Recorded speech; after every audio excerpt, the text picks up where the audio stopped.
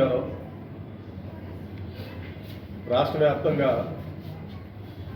కాంగ్రెస్ పార్టీని బలోపేతం చేయడం కోసం ప్రదేశ్ కాంగ్రెస్ కమిటీ అధ్యక్షురాలు శ్రీమతి షర్మిలారెడ్డి గారి నేతృత్వంలో అఖిల భారత కాంగ్రెస్ కమిటీ కార్యదర్శి, ఈ జిల్లాలకు ఇన్ఛార్జిగా ఉన్నటువంటి డాక్టర్ పాలకవరం గారు శ్రీకాకుళం, విజయనగరం, విశాఖపట్నం, మన్యం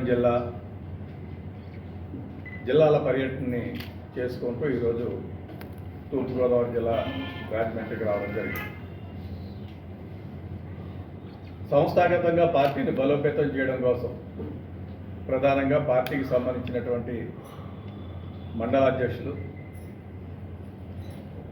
జిల్లా కాంగ్రెస్ కమిటీ కార్యవర్గం, పార్టీకి సంబంధించినటువంటి వివిధ విభాగాలు, SC, ST, OBC, minority departments, frontal organisations, youth Congress, NSA, మహిళా కాంగ్రెస్, కాంగ్రెస్ సేవాదళం, వీటిలన్నింటినీ కూడా బలోపేతం చేయడం కోసం కాంగ్రెస్ ప్రెసిడెంట్ మల్లికార్జున్ ఖార్గే గారి యొక్క డైరెక్షన్ మేరకు, రాహుల్ గాంధీ గారి ఆదేశాల మేరకు ఈ కార్యక్రమాలు చేపట్టడం జరిగింది.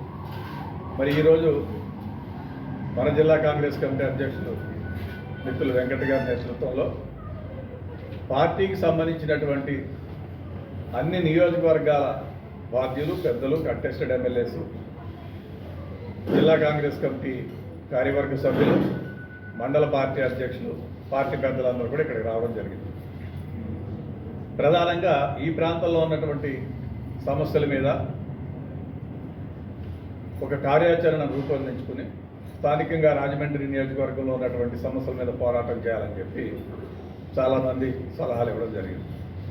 ప్రధానంగా ఈ ప్రాంతంలో ఉన్నటువంటి కాలుష్యం, ఇటీవల కాలంలో పవన్ కళ్యాణ్ గారు ఉప ముఖ్యమంత్రిగా త్వరలో జరగబోయేటువంటి గోదావరి పుష్కరాలను దృష్టిలో పెట్టుకుని వారు ఇక్కడ పర్యటించి అశుభ్రంగా ఉన్నటువంటి ఈ నీటిలో ఏ విధంగా పుష్కర స్నానం చేస్తారని చెప్పి ప్రభుత్వానికి సంబంధించినటువంటి పెద్దలు బాధ్యులకు చెప్పడం జరిగింది. దాన్ని కాంగ్రెస్ పార్టీగా మేము ఖండిస్తూ, పుష్కరాలకి వేల కోట్ల రూపాయలు ప్రభుత్వం వెచ్చిస్తోందని చెప్తున్నారు, కానీ అదంతా కూడా ప్రచార ఆర్భాటమే, కానీ పనులు ఎక్కడా కూడా జరుగుతున్నటువంటి పరిస్థితులు లేవు. ఘాట్ల నిర్మాణాన్ని ఏర్పాటు చేయడం కానీ, స్నానాలకి వసతి సదుపాయాలను ఏర్పాటు చేయడం కానీ ఇవన్నీ కూడా ఎక్కడా జరగటం లేదు. కోట్ల రూపాయల బడ్జెట్ అన్యాక్రాంతం అయిపోతుంది, కాంట్రాక్టుల పరమైపోతుంది, రాజకీయ నాయకుల యొక్క పరమైపోతుంది. సో కాంగ్రెస్ పార్టీగా మేము ప్రభుత్వాన్ని డిమాండ్ చేస్తున్నాం, ఒక శ్వేతపత్రం రిలీజ్ చేయండి. ఎన్ని వేల కోట్ల రూపాయలు మీరు ఇప్పటివరకు పుష్కరాలకు ఎస్టిమేట్లు వేయించారు, వర్క్స్ చేశారు. ఎందుకంటే రాబోయేటువంటిది వర్షాకాలం. ఈ వర్షాకాలంలో పని జరిగేటువంటి పరిస్థితి ఉండదు కాబట్టి దాని మీద ప్రధానంగా ఒక అంశంగా చర్చించడం జరిగింది. అదేవిధంగా పేపర్ మిల్కి సంబంధించి కానీ, భారత రాజ్యాంగం డాక్టర్ బిఆర్ అంబేద్కర్ గారు ఇచ్చినటువంటి కాంగ్రెస్ పార్టీ ఇచ్చినటువంటిది రైట్ టు ఓట్. పెద్దలు రాజీవ్ గాంధీ గారు ఆనాడు ఆలోచన చేసి 21 సంవత్సరాలు ఉన్నటువంటి వయసుని 18 సంవత్సరాలకే చేయడం జరిగింది. సో వయోజన ఓటు హక్కు, irrespective of caste, community, creed, ఆర్థికంగా ఉన్నవాళ్ళ పేదవాళ్ళ అనేటువంటిది లేకుండా అందరికీ ఓటు అనేటువంటిది ఉండాలి. ఆ ఓటు హక్కు అనేటువంటి కోసం ఈ ఎస్ఐఆర్ పేరుతో మనం చూసాం. హర్యానాలో జరిగిన సంఘటన చూసాం, బీహార్లో జరిగిన సంఘటన చూసాం, అస్సాంలో జరిగిన సంఘటన చూసాం. కొత్తగా వివిధ రాష్ట్రాల్లో ఎన్నికలు జరిగేటువంటి చోట జరుగుతున్నటువంటి ఎన్నికల్లో చూస్తున్నాం. సరైనటువంటి యంత్రాంగం లేదు, ఓట్లన్నిటి కూడా తొలగిస్తున్నారు. కాంగ్రెస్ పార్టీకి సంబంధించినటువంటి వారు, ప్రధానంగా బడుగు బలహీన వర్గాలు, ప్రధానంగా ఉభయ తెలుగు రాష్ట్రాలు అంటే ఇటు ఆంధ్ర, అటు తెలంగాణకు సంబంధించినటువంటి కోట్లాది మంది భక్తులు మన రెండు ప్రాంతాల నుంచి అప్పుడు రామాలయం నిర్మిస్తామంటే మనం ప్రతి ఇంటి నుంచి కూడా ఇటకలు కానీ, ధనం కానీ అన్నీ కూడా ఇవ్వడం జరిగింది. భారతీయ జనతా పార్టీ నేతృత్వంలో ఉత్తరప్రదేశ్లో రామాలయం నిర్మించడం, చాలా ఆర్భాటంగా దానికి ప్రధానమంత్రి గారు వెళ్ళి ఉద్ఘాటన చేయడం, ఆవిష్కరించడం. ఎప్పుడు తెలియదు, స్వాతంత్రం వచ్చినప్పటి నుంచి కూడా ఈ దేశంలో మనం సెక్యులర్ భావాలతో ఉన్నాం. నెహ్రూ గారు ఆనాడు ఆనకట్టలని మోడర్న్ టెంపుల్స్ ఆఫ్ ఇండియా అన్నాడు, ఏనాడు కూడా ఆధునిక దేవాలయాలని చెప్పారు. ఎందుకంటే మనం దేశంలో ఉన్నటువంటి ప్రజలందరూ కూడా బతకాలని. అయితే రామ జన్మభూమి ఇష్యూ తోటి, రాముడి యొక్క గుడిని కట్టాలనేటువంటి దాన్ని ఆలోచనతోటి మతాన్ని రాజకీయాలకు తీసుకొచ్చినటువంటి ఘనత ఈ భారతీయ జనతా పార్టీ. కేంద్ర విద్యాశాఖ మంత్రి ధర్మేంద్ర ప్రధాన్ రాజీనామా చేయాలి. దాన్ని కూడా ఈ జిల్లా కాంగ్రెస్ కమిటీ ఏకగ్రీవంగా ఆమోదించడం జరిగింది.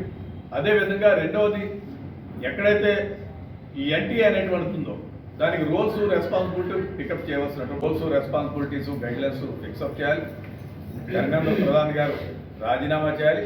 ఒక క్యాలెండర్ ఆఫ్ ఈవెంట్స్ అంటే ఒక స్పెసిఫిక్గా ఈ సంవత్సరంలో ఈ ఎగ్జామినేషన్స్కి ఈ డిఫైన్డ్ డేట్స్ ఉండాలి అనేటువంటిది. ఎందుకంటే స్టూడెంట్ క్లారిటీగా ఉండేటువంటి పరిస్థితి ఉండాలి, అతని మీద మానసిక ఒత్తిడి ఉండకూడదు అనేటువంటి మనం చూసాం. సూసైడ్స్ సుమారు 34 మంది పిల్లలు సూసైడ్ చేసుకుని చనిపోయినటువంటి పరిస్థితి, మానసిక స్థితి బాగోదు. సో వీటిలన్నింటినీ కూలంకషంగా ఈ జిల్లా కాంగ్రెస్ కార్యవర్గ సమావేశంలో మేము చర్చించడం జరిగింది. ప్రధానంగా ముఖ్యులందరినీ కూడా పెంచుకోవడం జరిగింది. పార్టీని సంస్థాగతంగా బలోపేతం చేసుకోవడం, ఫర్దర్గా రాబోయేటువంటి స్థానిక సంస్థల ఎన్నికలు ఎస్ఐఆర్ తర్వాత ఆ దిశగా మా పార్టీని ముందుకు తీసుకెళ్ళి డెఫినెట్గా ఈ దేశంలో రాహుల్ గాంధీ గారి నాయకత్వంలో మంచి పరిపాలన అందించే విధంగా పనిచేయడం కోసం అందరూ కూడా. We have review meetings on regular basis of the districts to analyze what activities we have done in the past and to have discussion of what we'll be planning in upcoming time in that particular area. Today I am amongst my Congress family people here in Rajahmundry district, and we are having a assembly wise review of what activities we have done at the organization level also, and as you all are aware that SIR is in process here in Andhra Pradesh. So for BLA 1 and BLA 2, what is the update in those particular assemblies? Because BLAs are basically the eyes and ears and hands of those particular parties within that particular booth. It is very important, as you all are aware, that in the past where SIR has happened. Sir మీరు కూడా అనుకోండి sir కొన్ని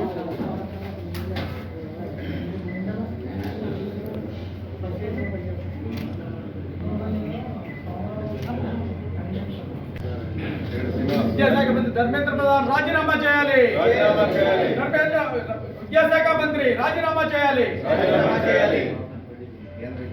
కేంద్ర విద్యాశాఖ paper leak కేంద్ర విద్యాశాఖ మంత్రి paper leak కేంద్ర విద్యాశాఖ మంత్రి పేపర్ లీక్ కేంద్ర విద్యాశాఖ మంత్రి పేపర్ లీక్ కేంద్ర విద్యాశాఖ మంత్రి జై కాంగ్రెస్.